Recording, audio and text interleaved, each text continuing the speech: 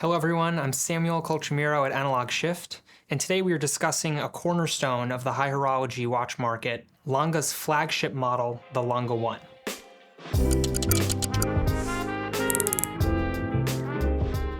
If there's one watch that epitomizes Lange's philosophy for watchmaking, both from a design standpoint and on the movement execution side, it's the Lange 1.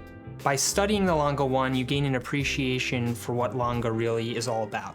Lange has produced watches in two distinct spheres in history, originally from 1845 until roughly 1945, and then later from 1990 until the present.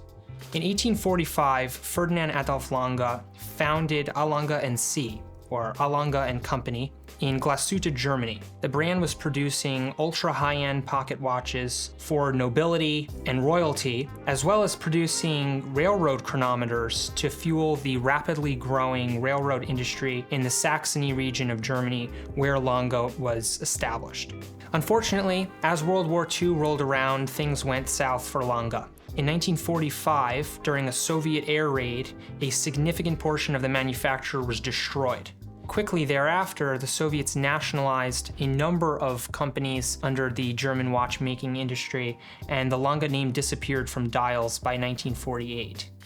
In 1990, following the fall of the Berlin Wall and the reunification of Germany, Walter Lange, the great-grandson of Ferdinand Adolf Lange, got together with Günter Blümlein, a prominent German-born industry executive from IWC, and they began drafting plans to resurrect the Lange legacy. 145 years to the day of when Ferdinand Adolf Lange had first founded the brand, they re-registered the Lange name and started the quest of rebuilding Lange from the ground up. This was a difficult time to re-emerge into the industry because legacy household names like Patek, AP, Vacheron, and IWC were on the rise and producing very competitive watches. And in order for Lange to stand out in this new era, they needed to create something truly unique. It took 4 years for Lange to develop their inaugural collection, which they presented in 1994 with 4 watches. 2 of those watches were most significant. First, the Tourbillon pour le Mérite, which was the first wristwatch to combine a tourbillon and a fusée-in-chain constant force mechanism, something that the Swiss had never dreamt of. And then the second watch that was of note was the Lange 1. Now, when you look at the Lange 1 on paper, it's a very simple watch, and yet the Lange 1's design immediately captivated the industry and set the stage for Lange's entire philosophy moving forward from 1994 until the present day. Looking at the Lange 1, the most captivating component was the dial. On the left side of the dial, you have the time indication, shrunk into a smaller portion of the dial space. On the right side of the dial was the big date, power reserve, and subsidiary seconds. It's an asymmetrical dial, but it's supremely balanced. And each one of these components was also calling to mind important elements of Lange's history. Looking at the big date, this was actually a reference to a massive 5-minute clock in the Dresden Semper Opera House in Germany. The watch was commissioned by a master clockmaker, Göttges. Göttges' apprentice was Ferdinand Adolf Lange, and the idea was that patrons of the opera house would be able to know the time by looking at massive rotating discs at the top of the stage. Lange has incorporated the large date as an homage to this important component of Lange's story. Continuing on to the subsidiary dials. Those subsidiary dials each feature concentric circles and snailing, as it's called, which add a level of texture to the dial surface and a little bit more visual intrigue. The dial of the Lange 1 and many other Lange watches are constructed from solid sterling silver, which is something you don't see quite often, and it adds a level of heft. Most of their watches are also produced from precious metal, and their movements, which we'll discuss a little later on, are made from German silver. So these watches have a presence on the wrist, which is a big part of the Lange watch experience. This is not a light watch. It's not designed to be a light watch. It's designed to be felt. Moving on to the case design. It has slab sides, which are straight and sheer. And the idea was that it looks almost like a pocket watch with lugs attached to it. Walter Lange and Günter Blümlein recognized that once again it was important to emphasize the brand's history and their origins in the railroad chronometer space. Most Lange watches feature a 3-part case construction, alternating with a polished bezel, a brushed mid-case, and a polished case band on the back.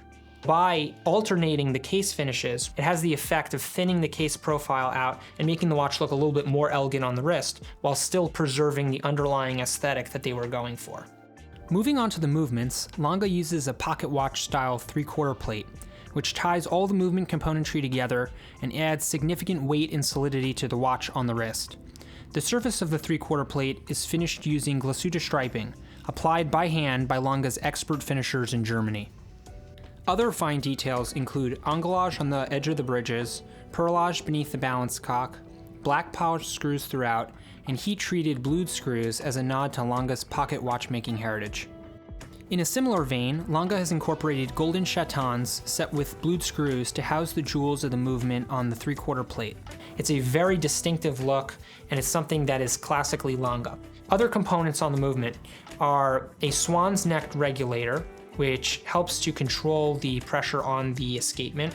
And beneath that, the distinctive balance cock, which is a component that supports the balance wheel, which has been hand engraved by Lange. It's one of the signatures of the brand, and legend has it that if you were to bring your Lange to Germany, the small team of engravers that do the actual engraving on these balance cocks are able to identify who has engraved the watch. And that's something that you really only get on a small brand. Another component that's special to Lange is the pin buckle. The bridge of the pin buckle is elevated.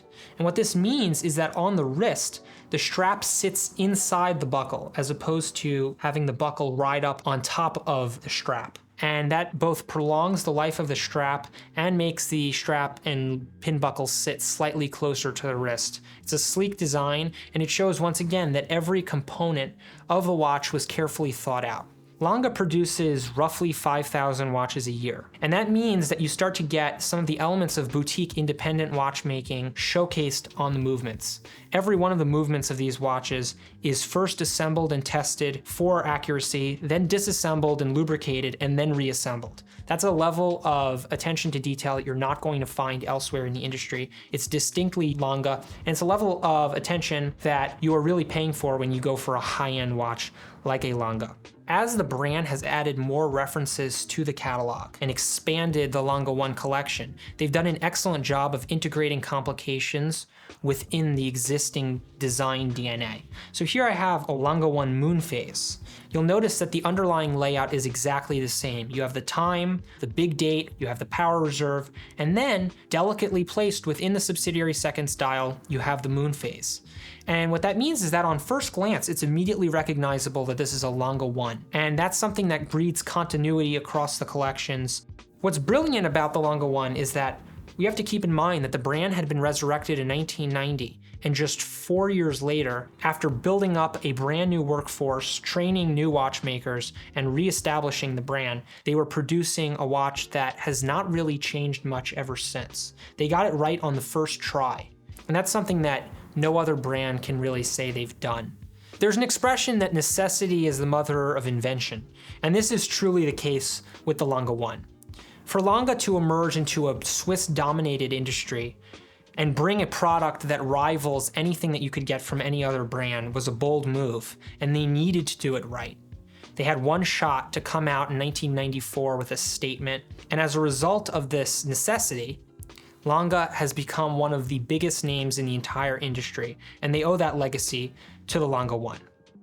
Be sure to check out our transmissions article on the Lange 1 and several other of our favorite Lange offerings currently available on our site. And for our full collection of Lange offerings, head to analogshift.com.